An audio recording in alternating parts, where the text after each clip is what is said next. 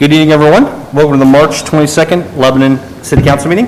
Our first order of business will be the Pledge of Allegiance. Councilwoman Messenger, will you lead us, please? I pledge allegiance to the flag of the United States of America and to the republic for which it stands, one nation, under God, indivisible, with liberty and justice for all. Okay, we'll move on to the roll call members. Madam Clerk, will you call the roll, please? Thank you. Mike Kincaid. Present. Keith Campbell. Here. Oh, sorry. You're fine. Councilman Jones. Here. Councilman Robertson. Here. Councilman Copeland. He's excused. Councilman Wheat. Here. Councilwoman Messenger. Present. Okay, now move on to the approval of the minutes from our previous meeting. Are there any changes, edits to those minutes? Make a motion, we approve the minutes. We have a motion to approve the minutes. Is there a second? Second. Mike and Morris. Motion and a second. All in favor, say aye. Aye. Those opposed? Minutes are approved. I don't have any old business on my agenda. Is there anything from council? For Mayor? me. Yes. Before we get too deep into our meeting here, Sure. could we have a moment of silence out of respect to Council President Steve Jacob and his passing, and just have a moment of silence for him and his family? Absolutely, well said.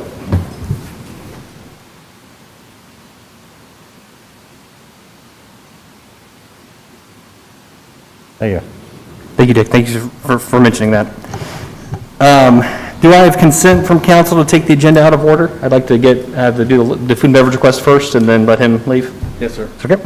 Consent? Okay. Then first up will be the food and beverage request from the Lebanon Little League. I believe Corey Coots is here and Brian Hendy. Brent, you had this one? Yeah, we met last week with these gentlemen from Lebanon Little League, and they approached the Council Food and Beverage Committee. They've incurred some significant costs in restarting the league, reference COVID, and making sure that all the players, parents, and officials are safe, and they're here to discuss those efforts and why they could use our assistance. Awesome. Thank you very much, Brent. Appreciate it. Just a couple of quick things for you. So most of you know me, but I'm Corey Coots. I am the treasurer for the Lebanon Little League. Next to me, we have Brian Tandy. He is our president this year. To give you a rundown of the league itself, we have 350 kids signed up this year. So if you put together T-ball as well as softball and baseball, 350, which is a great number, especially coming back from COVID, or from COVID, being off for a season. And Councilman Campbell will attest to this. He's going to be a lot happier with our fees this year. One way that we decided to get some folks back on the baseball fields was to cut our fees in at least half. So our T-ball players are actually playing for free, plus a small fundraiser deposit. And then kid pitch is $40, coach pitch is $55. So if you compare that to 2 years ago, we were at least double that price. And we did that to get folks back on the baseball field. We want these kids out, playing, having fun, being outdoors. And I know Councilman Campbell has been an advocate of those lower prices for quite some time. But as part of that, we have incurred some different costs that we planned for as best we could, but to take the COVID protocols very serious. We have about $2,000 in costs for sanitizer stands, sanitizer stations, sanitizer itself. So the request this evening is to see if we can get some assistance with that from the Food and Beverage Committee. Yep.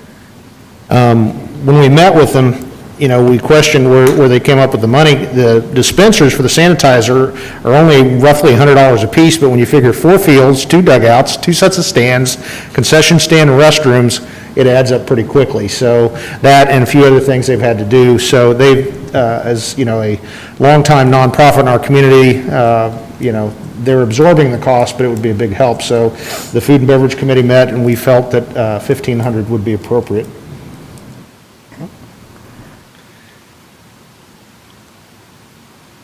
Further discussion or a motion?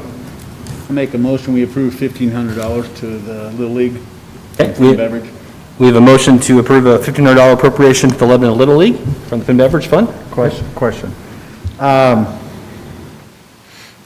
In the new stimulus money that will be coming soon, I've got some information on that and shared with council members.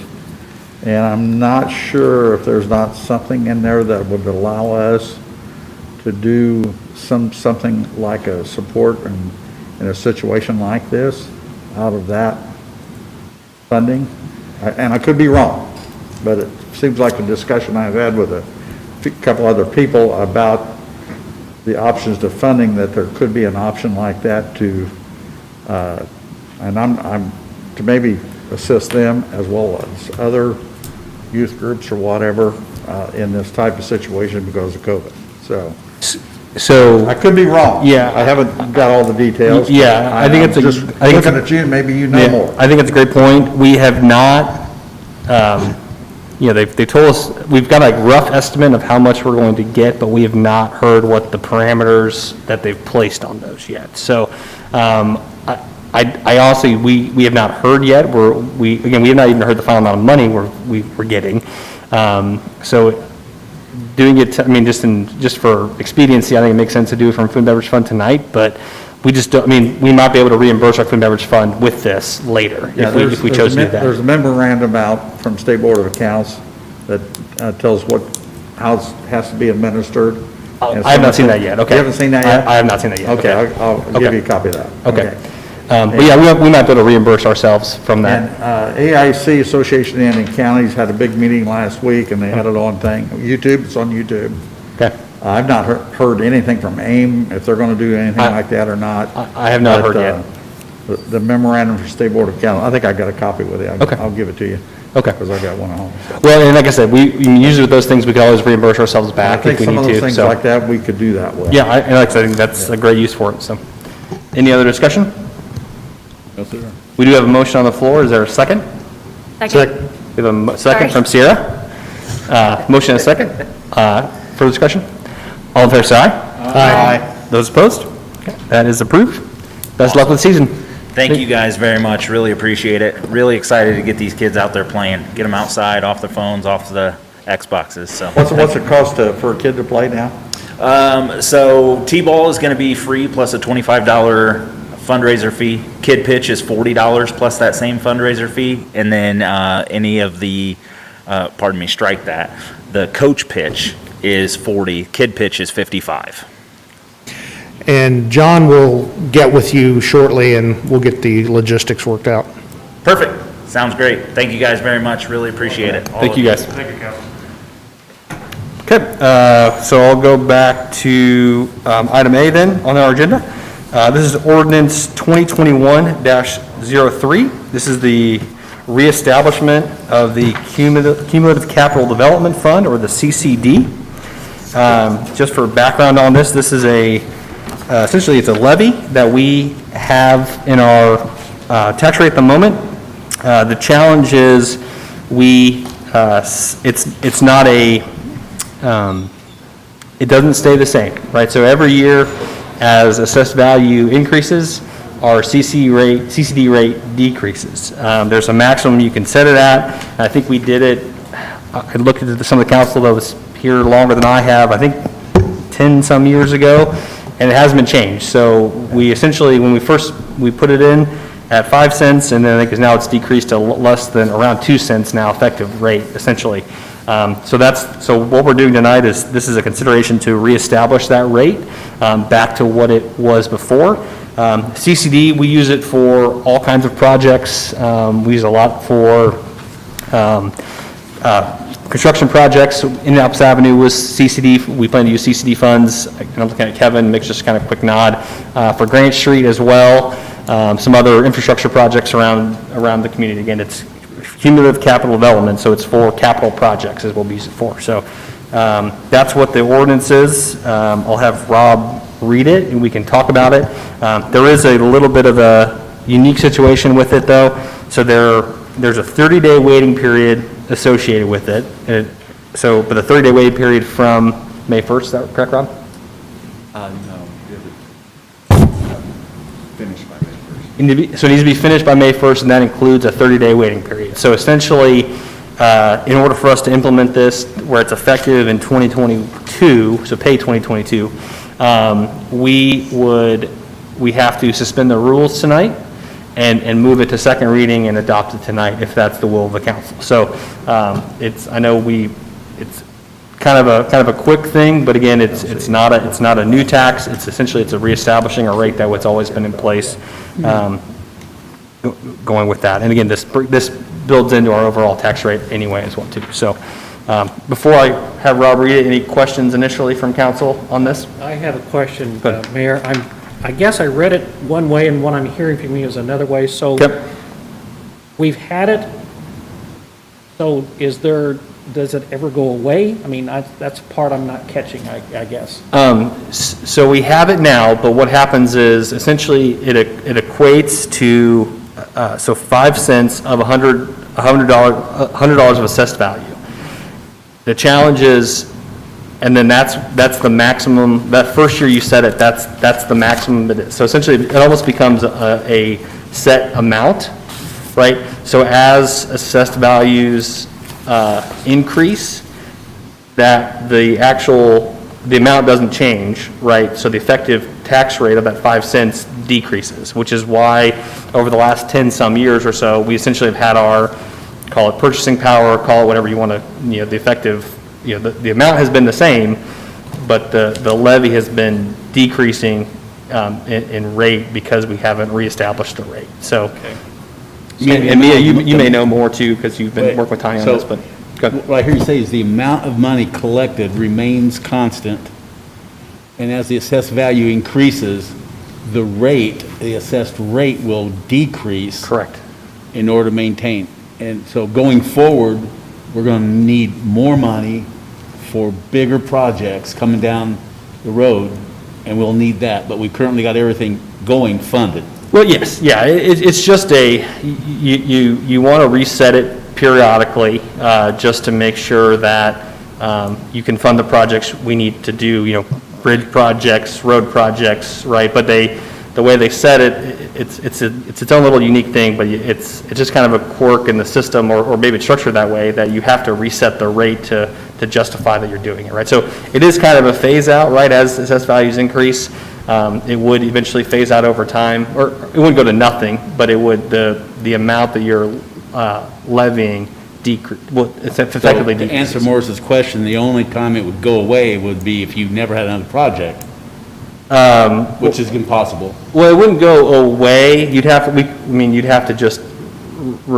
to completely revoke it, but the amount we're collecting is staying the same, but when it was first established, that was a much bigger portion of the pie, so to speak, if that makes sense. Did I explain that well, Mia? Yeah, okay. Any other? Can I add something? Yep, please. So in order to suspend the rules, we have to have a unanimous Correct, yeah. vote. John Copeland's not here. Unanimous and members present. Okay, I just wanted to make sure. Yep.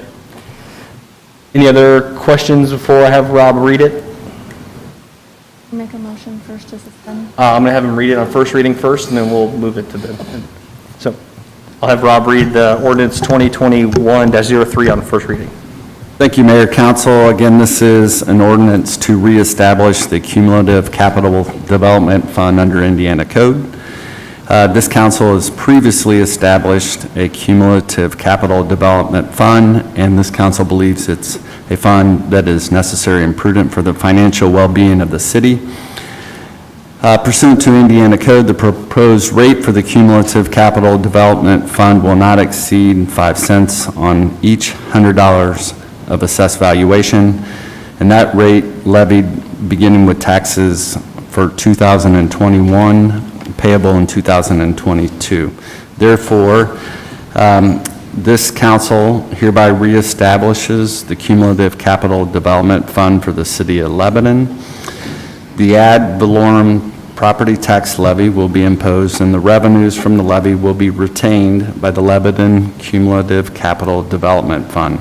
Again, this maximum rate of levy will not exceed 5 cents per $100 of assessed valuation, beginning with taxes for 2021, payable in 2022. This fund shall be used for any purpose permitted by Indiana code, and the clerk treasurer or her designee is authorized to publish notice of the adoption of this ordinance and to take all further action as is necessary, again, under Indiana law. This fund, established pursuant to this ordinance, is subject to the approval of the Department of the Local Governmental Finance, and it shall be in full force and effect after its passage, approval, and publication according to Indiana law. Thank you, Rob. Ordinance 2021-03 has been read on first reading. Any further discussion, questions from council? I'll do it on the next second. Any public comment at this time? Okay. Then I would entertain a motion from council to suspend the rules and move to second reading on ordinance 2021-03. Again, this has to be unanimous consent. I'll make a motion, we suspend the rules and have second reading of ordinance 2021-03. Second. We have a motion and a second. All in favor, say aye. Aye.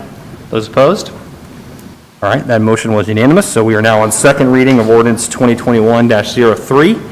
I'll waive reading of it since we just heard it so eloquently from Rob. Thank you. At this time, though, I will open the public hearing concerning ordinance 2021-03. If you have any public comment, feel free to step forward. State your name and address for the record. Chief, you good? Okay. No sudden movements then. I will close the public hearing on ordinance 2021-03, which we are now on second reading of. Any further discussions, comments from council? No, sir. Okay. Would entertain a motion then concerning ordinance 2021-03. I move we approve ordinance 2021-03 concerning the CCD. We have a motion to approve ordinance 2021-03 that has been seconded. All in favor say aye. Aye. Those opposed? That ordinance is adopted. Thank you, council. And Mia, we need to have that signed tonight, correct? So don't anybody run off after the meeting. We're going to sign that tonight. So, okay. Next item up, ordinance 2021-04. Council to consider the establishment of a park impact fee, and Ben is here. We're not suspending the rule on this one. This is just first reading. So go ahead, Ben. I might actually suggest we change up the order a little bit here. Okay. And consider resolution 2021-05 first. That's the first step in order to move forward with the park impact fee ordinance. That's fine. We can do that. We just put it in order number. So yep, go ahead. Yep. But my presentation will start the same regardless of which one we're considering first. What's before you tonight here is a two-step process to establish the park impact fee for the city of Lebanon. The first step here is to adopt an amendment to the comprehensive plan in order to include the recreation impact fee zone improvement plan, which is a big word, a big title for suggesting that this is how we calculated the fee. So I'll walk through that now for you here. The zone improvement plan is actually an attachment to the ordinance if you want to follow along.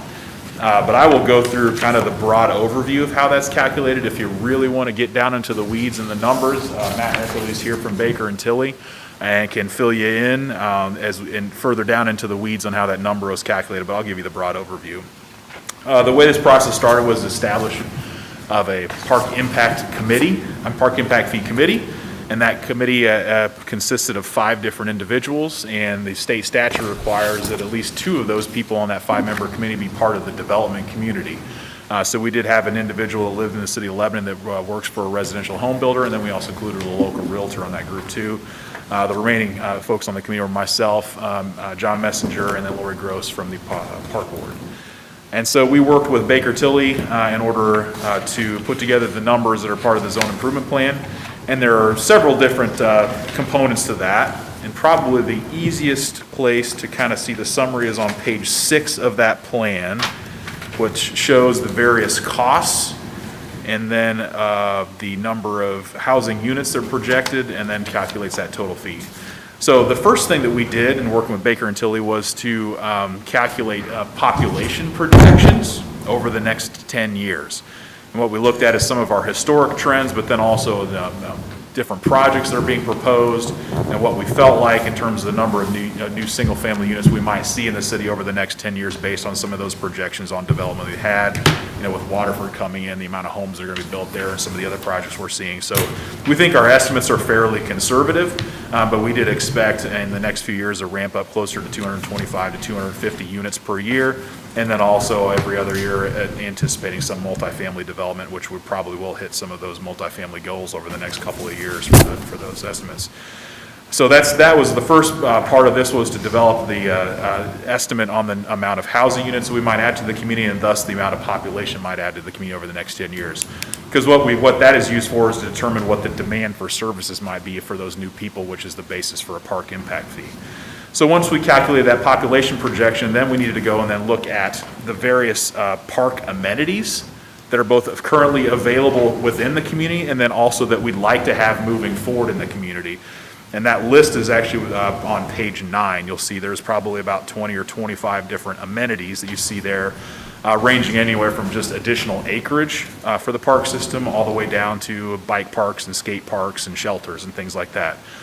So we then looked at is what our current service is based on those amenities, how many basketball courts do we have per population, and look to see if that was the appropriate level of service ratio. So if we, for example, we currently have one restroom in our park restroom for every 4,100 people, and look to see whether that is an appropriate ratio for that type of service or that type of amenity. And the committee then looked to see what the appropriateness was for each one of those items and made some adjustments where we felt it was necessarily either to increase the level of service or whether we thought we were maybe even overpopulated with those amenities now. To look at, because that's how we'll figure out, once we know that we need to, say one basketball court for 3,000 people, then as we grow, then we can figure out based on that, the growth projections, how many additional basketball courts we need to add. And so that's what we then did. It took us a little bit of back and forth to determine what those targeted levels of service were for each one of these amenities, but we were able to finalize that with work of that committee. And then using that and based on the population, we're able to determine then how many additional, basketball courts or miles of trail were needed to be added. And then using the services of the landscape architects, registered landscape architects, American Structure Point, developed costs for each one of those amenities. And then once we figured out how much additional service would need to be provided in those costs, we could figure out the total cost of providing those services. So going back then to that summary page I lost my page here, page 6, that's that total number that you see at the top there, that summary, the cost of meeting the 2030 level of services, that's the $6.3 million. If you want to know what each one of the additional lines are, the less estimated non-local revenues, I could let Matt walk through that for you. There's some that are assumed to be covered by existing tax revenue that's coming in, or bond principal payments. And then what we did there, you got the other estimated funding sources, about $2 million. We assume that some of the larger projects that we see in there, like the community center, may be funded by some other source as opposed to just waiting over time to collect enough money to do it. So we did reduce that total amount by about $2 million, just assuming that there may be a big project that's funded some other way through grants or bonds, et cetera. And then you come up with the final total, about $3.6 million of capital costs to be funded by impact fees. That then is divided by the total number of equivalent housing units from our population projection of just a little under 2,800. And then that then calculates a total park impact fee for a single family unit of $1,286. So that is the total fee that's for a detached single family home. And then you also reduce that amount and come up with a specific amount for multifamily units, and that'll be anything that's a duplex, townhome, condo, or apartment unit. So per unit for multifamily is $901. So anytime we get a permit in for a single family home, say like in Auburn Meadows, they would, at the time that they receive their permit, also cut a check for $1,286. Anytime we get a multifamily project like the Brakeman building that say has 40 units in it, they will be paying 40 units times $901 at the time of receiving their permit. So that is the quick overview of the zone improvement plan. As I suggested, the first thing for you here tonight would then be that resolution 2021-05 that would consider the zone improvement plan for an amendment to the comprehensive plan. That's the first step in the state statute required process to establish a park impact fee. And so I'd be happy to answer any questions, or again, as I mentioned, if you want to get even further into the weeds on the numbers, Matt is here as well to help with that. Ben, oh, I'm sorry. Just to clarify, Ben, so this is a fee only paid by new development. So Correct. current homeowners will not have to pay this Correct. fee. This is there's a new home going up, there's a new apartment building, that's the only people that pay this fee, is that correct? Correct. It is all based on both demand created by new development and then also only paid by new development. So essentially, development paying its own way. Yep, yep. Ben, when does it start? Say you've got 3 developments going on right now. Yeah. A new house, as soon as this gets passed, a new house in that existing development would still pay? So once the ordinance is adopted, there is a 6-month waiting period before it can become effective. So once that waiting period is over, then the next day, if somebody submits a building permit, they would pay the fee. Okay, thank you. Couple of things and an observation on page 10. Baker Tilly did a really good job. I like seeing they put numbers to our level of service, because that gives us a good benchmark if we're providing enough or too much. And I think when you run down the year 2025 surplus or deficit of services, it's pretty much all deficit. So we're okay now, but if we have any kind of growth, we got to fund it. So this is a good mechanism. My question is, where do we stand in surrounding communities or counties in terms of similar fees, higher, lower, Yeah. et cetera? I can actually probably send a chart around to you. Baker Tilly put together a chart. This is, I would say, middle, and I would say probably top 60 to 70%. So we're a little bit higher than the average, I would say, with this number. They go as high as, I mean, this is off the charts. Carmel's is like $4,000 or $5,000 per house. So they're at a completely different level than anybody else. But I would say we're in the like the top half. Okay. In terms of numbers, so we're slightly above average. How are we to Zionsville, Whitestown, and Brownsburg? I don't have the numbers with Okay. me. I think we're relatively close to what their I like the numbers number. are. I like the number. I think the number's fair. Yeah. Because I was thinking, anywhere less than 1,500 would Yeah. be great, so. I think the original number before we made some changes to those levels of service and certain things, that the original number was quite a bit higher. Yeah, I think the number's we wanted fair. to try to get it down in that 12 to 1,300 range. I mean, Yeah. the closer we get to 1,000, I think the more Yeah. comfortable we Yeah, get. I think the number's fair. Further questions I for have Ben? a question here. You answered this one other time, a long time ago, can't remember. How long is this study valid? It's 5 years. Okay. Yep. Okay. So we'd be required to redo the zone improvement plan and readopt a new ordinance every 5 years. So this fee is only in place for that 5-year period as Correct. well? Correct. So if we do this and we decide, and let's say we get more grants, get more funding, whatever, and we do a great job building all these parks, and it says our level of service is good for all this, and then we're not projecting any growth forward, then essentially there would be a fee anymore, correct? Yeah, if something happened and growth projections changed, that number could go up or down or go away. So that's the purpose of redoing it every 5 years. You're kind of looking at your progress over those 5 years, whether you've added something to those levels of service. Maybe we've totally missed the mark on something, so we make adjustments there. But yeah, that's the point. You look at that every 5 years and make those adjustments as necessary and say, in 5 years we've done a great job, we can adjust our fee to $1,000 a unit. Or maybe we're seeing growth, the growth going off the charts, this number needs to be $1,500 to make sure we're covering demand, so. Yep. Further questions? Okay. So this is a resolution, so I'll have Rob read Resolution 2021-05, and then the ordinances will be just first reading for those. Thank you, Mayor, Council. Again, Resolution 2021-05 is an addendum to the City of Lebanon Comprehensive Plan for the creation of an impact fee zone improvement plan. The Lebanon Advisory Plan Commission held a public hearing on March 15th, 2021 for docket number 21-12, titled Recreation Impact Fee Zone Improvement Plan as required by Indiana law. The Plan Commission has found that the Recreation Impact Fee Zone Improvement Plan, sorry, I misspoke, Recreation Impact Fee Zone Improvement Plan It's a mouthful. Is to be in accordance with the public health, safety, morals, convenience, order, and general welfare for the sake of efficiency and economy in the process of development of the community, and has certified to this council its adoption by a vote of 7-0 in favor of this plan. Therefore, this council hereby adopts the amendments to the City of Lebanon Comprehensive Plan as set forth in Exhibit A. The Department of Planning and Zoning is ordered to amend the comprehensive plan to conform to these amendments, and this resolution shall be in full force and effect immediately upon passage. Thank you, Rob. Any further discussion, questions, now that we've heard the resolution? No, sir. Dick, you good? No, I'm good. Keith?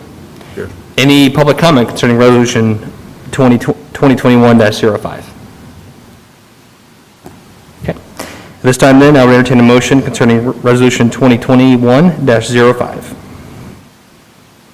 I make a motion, we approve Resolution 2021-05. We have a motion to approve. Is there a second?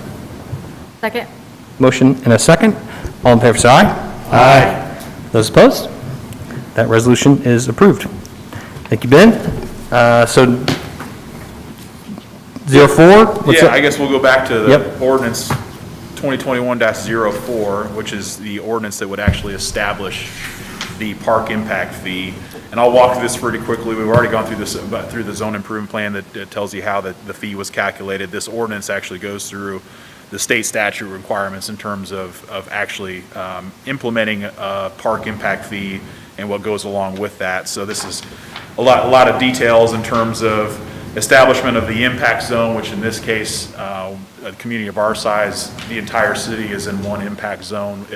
If we were 10 times the size of this, it may make sense to divide the community up into different impact zones. But at our size, it makes the most sense just to have the entire city in one zone. So that's what that section does. It does also have some information about the zone improvement plan in here, the establishment of the park impact fee, which actually sets the rates that we've already discussed for both the single-family home and the apartment units. It sets up the process whereby someone could get credits in lieu of making a payment. So, for example, in Waterford, large development like that, they may offer to donate land to the city for a public park.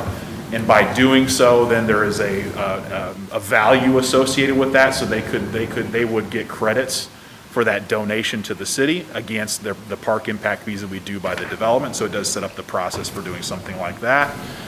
Sets up the process by which somebody pays the fee when they receive their structural building permit. It also indicates if the fee's over a certain amount, like a large apartment building that would have maybe a $100,000 fee because of the number of units, they can essentially establish a payment plan. And then also the form of receipt. One of the important things it does say is we have to set up an impact fee review board. And this probably will be more beneficial when we have a road impact fee, because there's a calculation of a number of trips based on the type of commercial use. So sometimes there will be appeals to that fee based on the calculation number of trips. It's a little more straightforward on a park impact fee. There's not much you can appeal as the number of units times a fee, so there's not much to appeal. But we do have to have a review board that's set up in case somebody wants to appeal a fee, and it sets up who each one of those members needs to be.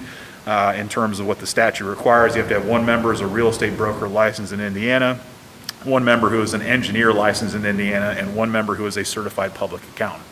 So state statute is very specific about what each one of the review board members, their qualifications need to be. And again, then also sets up the process by which somebody would appeal a fee. It also sets up the actual fund where the money will be deposited, how the impact fees can be used and collected, and then also just a varying list of additional items that relates to Indiana Code statute requirements. So that's the ordinance sections in a nutshell. I'd be happy to answer any questions if anybody had any. Any questions for Ben on that ordinance? I've got one. Under the sixth whereas, it says the zone improvement plan provides for impact zone for the entire city and any part of Center Township reasonably anticipated to be annexed into the city within the next 5 years. I think I've figured out what that means, but can you clarify so there's no misunderstanding about Yeah, that? essentially it means that if we were to annex anything that's not currently in city limits, the boundaries of the impact zone would expand along with any of those annexations. We have no intention of going out and somehow trying to impose this fee on people that are not part of the city. Correct. Correct? Good catch, thank you, clarifying. Any other questions or comments from Ben? Okay, Rob, could you mind reading that? I know it's a long one, but. Yep, thank you, Mayor, Highlights? Council. Again, Mr. Bontrager hit the highlights, and I'll do the same because it's a fairly lengthy ordinance. But this ordinance establishes imposing a park impact fee upon the new development in the city of Lebanon.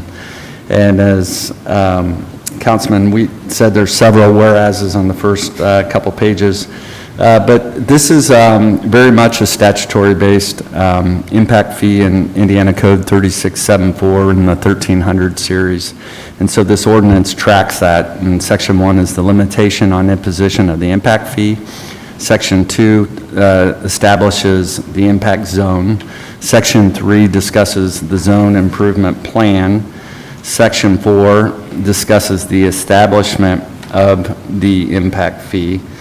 And as Mr. Bontrager indicated, Section 5 talks about the credit in lieu of payments and certain exemptions that are set out in the statute. Section 6 talks about the impact fee due upon the issuance of a structural building permit. Section 7 talks about the lien rights established, that's all in Indiana Code.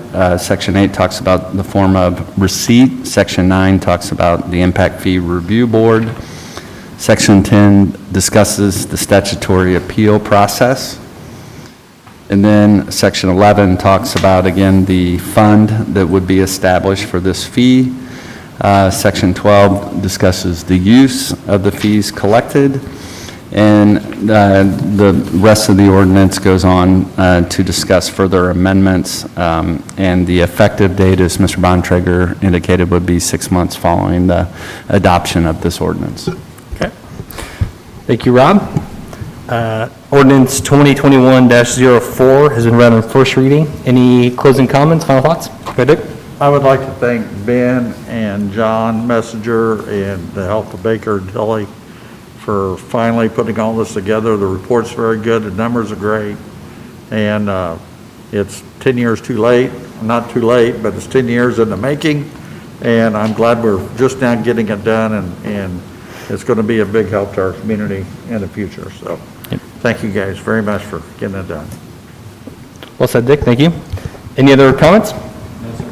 Okay, we'll move on to ordinance 2021-05. I don't know why you went and sat down, Ben. I was just taking a break. All right, this ordinance is relating to a handful of text amendments to the Unified Development Ordinance that we wanted to go ahead and put forth at this time. One of them is related to parking downtown that we've seen over the last few months has become an issue that we wanted to be able to address in some way. And what this relates to is the way our parking standards and our ordinance are set up now. Anytime a building downtown changes a use, I am required as the planning director to review to make sure that they have provided the correct number of off-street parking spaces for that change of use. As you are aware, on our square, most of the buildings don't have any off-street parking spaces or any ability to provide off-street parking spaces. However, every time a use changes, so when Clues Brews was proposed on the northeast side of the square, I technically have to review to make sure that they've provided off-street parking spaces, which there's no way to do unless a building's torn down. So they had to go to the Board of Zoning Appeals for a variance. A month later, we had another request for a use that was actually moving from one side of the square to the other into a new space. It was a change of use, so even though they were already on the square, they were moving to a different building, to a building that did not have off-street parking spaces, so they had to go to the BZA for a variance because they couldn't provide the spaces. So we've had now, I believe, a total of 3 different requests in the last 4 months for a variance because there's no way to provide off-street parking space in our downtown because it wasn't designed that way and the only way to provide it is by tearing something down, and that's really kind of counterintuitive to what we're trying to do downtown. Well, and also when they go to the BZA, they have to pay a fee for that as well, Yes, correct? yes, and they have to pay a fee to request that variance. So we're costing them money because the ordinance isn't really at this time set up to handle our downtown square very well because of the way it's designed. So what we looked at doing here then was to create exemptions for the downtown square that would allow certain changes of use and certain demand for parking to happen without providing those spaces, just to try to make this a little easier process for some of these fairly straightforward changes of use. So that's what you have before you here tonight is a text amendment here. There's two things that I did. One, in our central business district, we allow a reduction of 50% in the required number of parking spaces, and that's based on the assumption that there's some of that parking demand can be absorbed by the on-street parking spaces that already exist. So they're not required to provide as many off-street parking spaces as you would if you were, say, on North State Road 39 in a more traditional development area. But what it also did is, in addition to giving you a 50% reduction, it also let you count the on-street parking spaces towards your parking requirements, which seemed like you were double counting there to me. So what I did is eliminated item number 2, which allowed the counting of the on-street parking spaces towards your off-street parking requirement, which didn't make any sense to me. So we did eliminate that one. So they are required then to provide half their parking requirement off-street. But we also added a new number 5, which essentially says, in the interest of preserving the central business and downtown buildings, properties located within the commercial core sub-area of the downtown overlay district, which is essentially the square and the half a block around it. So it's really just focused on the downtown square. They shall be exempt from the off-street parking requirements except for the following conditions. And what we wanted to do is up to a certain point, we wanted to be able to exempt a use, but over that, we felt like they should be required to provide those parking spaces. So for example, we've had a number of inquiries about doing some sort of convention space, fellowship hall type thing downtown. That's something that's going to have a very large demand for parking all at the same time. Like a restaurant is constantly turning over, there's constantly people coming and going. But if you've got a large convention space with capacity for 200 people, you may have the need for 75 cars all at the same time. And we don't necessarily want to exempt a use like that, and then you've got 75 people trying to park all over the downtown. So for those larger users with a larger parking demand, we wanted to make sure that they are still required to provide their parking spaces.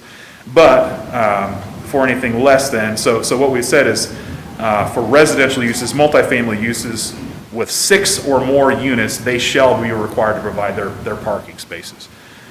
So anything under that, if somebody takes down one of the buildings, they're able to put 3 units upstairs, they're not required to provide their parking spaces, they're exempt. But if it's something where it's 6 or more, when you're starting to get a larger demand for parking spaces, they are required to provide the off-street parking. And also for commercial retail uses that require 20 or more off-street parking spaces, based on the calculation, then they shall also be required to provide off-street parking spaces. So what this means is if I do the calculation based on the size and type of use, and it says, that calculation says you're required to have a total of 40 spaces, that's reduced then by the 50% downtown, so you're required to have 20 parking spaces. Then if you have 20 or more, then you're required to provide them. If you've got less than 20, then you don't have to. So a use like Clues Brews, I think if I remember correctly, their calculation was they needed 17 or 18 parking spaces, so they would be exempt. If it was a use that was required to have 23 parking spaces, they'd be required to provide them. So it really is, it's not a reduction in what they're allowed, it's kind of an exemption below a certain amount, and then they have to provide all of them when they're above a certain amount.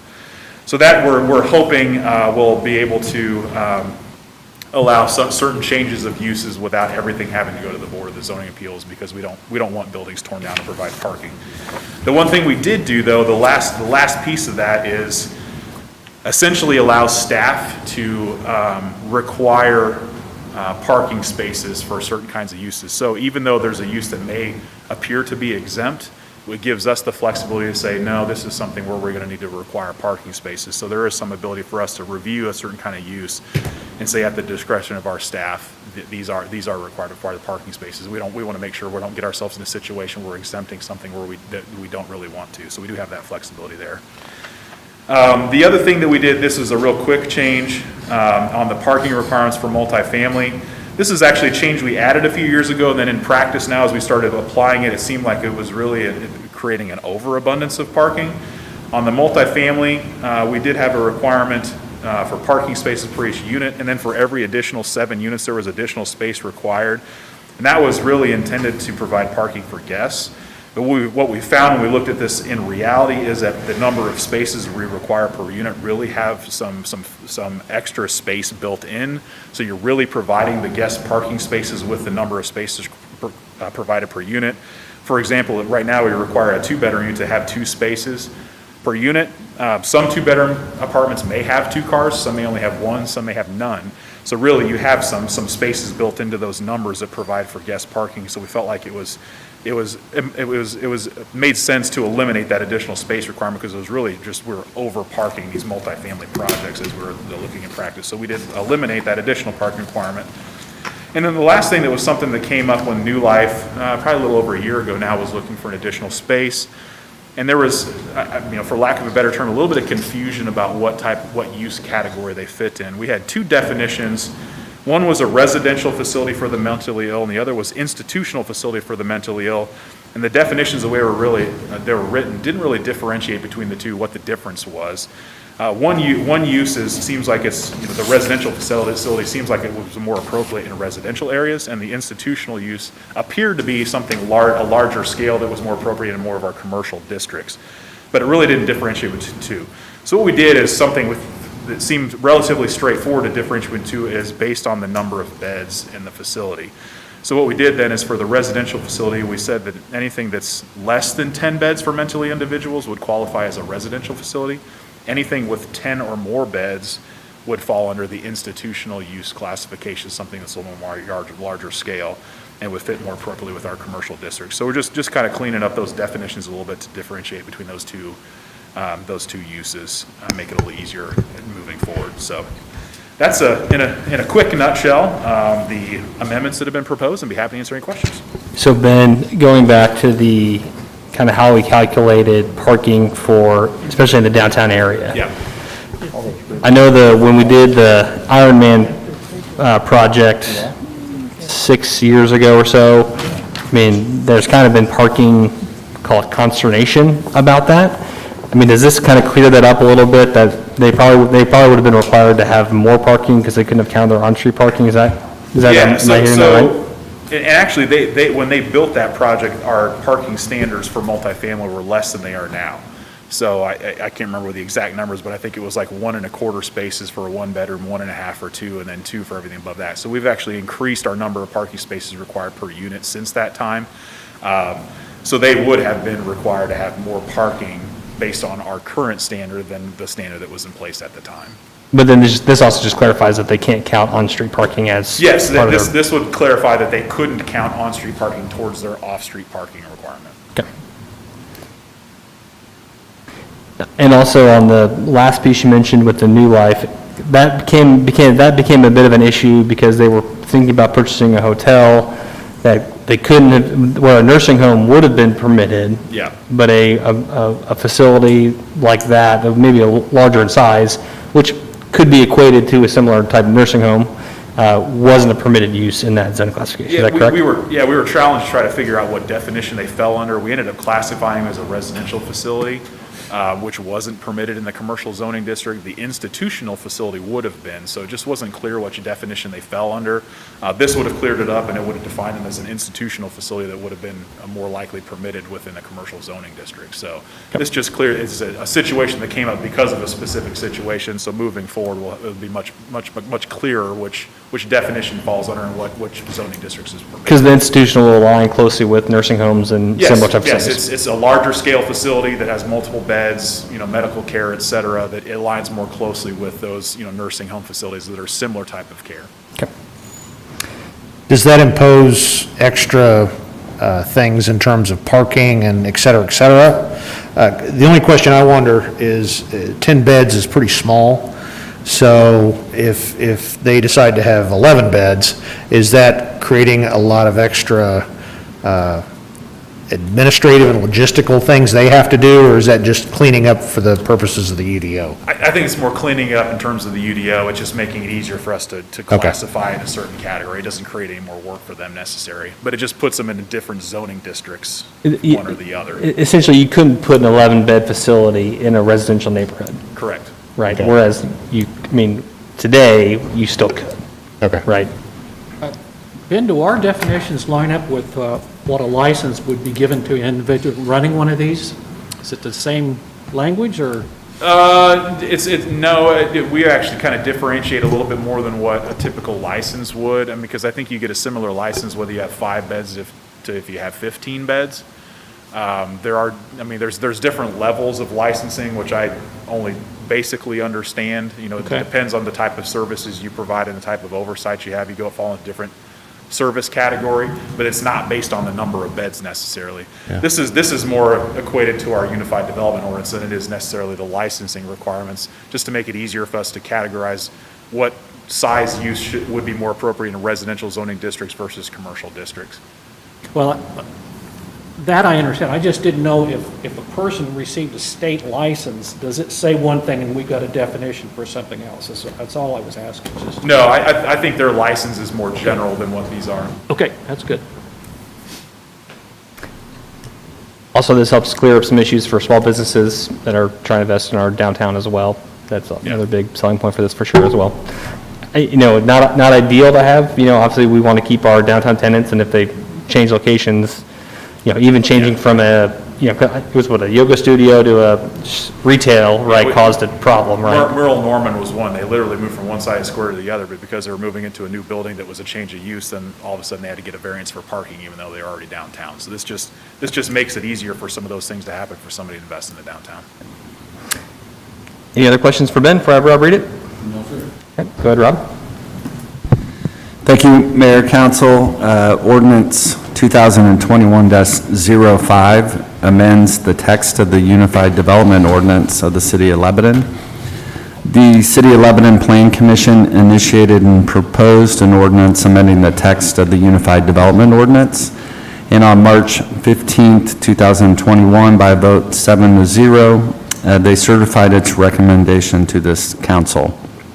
Pursuant to Indiana Code, this council hereby amends the text of the Unified Development Ordinance as set forth in Section 7.5G parking standards, as well as the Central Business District Table 7.4. All of this is in Attachment Exhibit A, and this ordinance shall be in full force and effect upon its passage and in accordance with Indiana law. Thank you, Rob. Ordinance 2021-05 has been read on first reading. Any final thoughts? Any public comment? Okay. All right, that concludes what I have for new business. Is there anything else from council? Okay, then we'll move on to claims. Entertain a motion concerning the claims. Make a motion to pay the claims? We have a motion to pay the claims. Is there a second? Second. Second. Motion and a second. All in favor, say aye. Aye. Those opposed? Claims are approved. Any announcements or discussion? Okay, then we'll entertain a motion to adjourn. Make a motion, we adjourn. Second. A second to adjourn. All in favor, say aye. Aye. Those opposed? All right, we are adjourned. Our next city council meeting will be April 12th at 7:15 PM. Thanks for watching.